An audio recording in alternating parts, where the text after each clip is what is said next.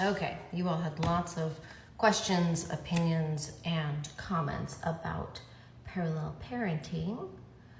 So while I get ready for a company family pool day, we can talk about them. My name is Billy Terrasio, Arizona family law attorney, owner of Modern Law and Women Without Law School. And on my page, we talk about family law. And yesterday, we started talking about parallel parenting.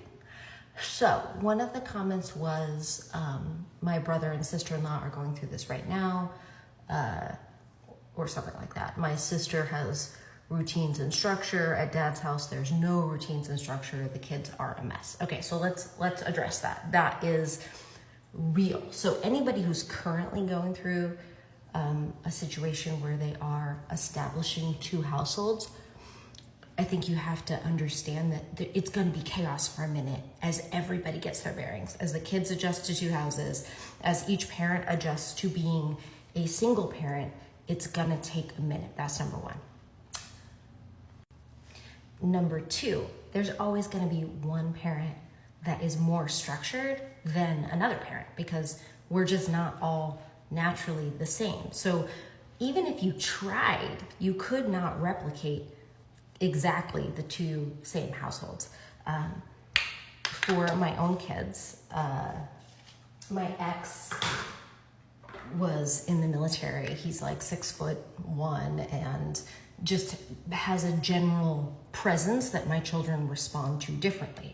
And my children don't find me at all intimidating at all. So they're not, what works for him isn't going to work for me because my children respond differently. So, and I've got 3 kids with ADHD. So anybody who's got kids with ADHD knows you have to be a good parent. You just have to. So what works for me is really predictable structure and routine. So for instance, in the morning, my kids have a chart. They have to do the things on the chart that day before school, or they don't get their iPad for that day. That works really well for me. But one of the things on there is that they have to clean their rooms. So if their rooms are not cleaned by the time they leave the house, they lose the iPad for the day. And my youngest told me she doesn't have to clean her room at her dad's house. So she does have to take a shower every morning. That's not on my list, but it is part of their routine. So there's different routines.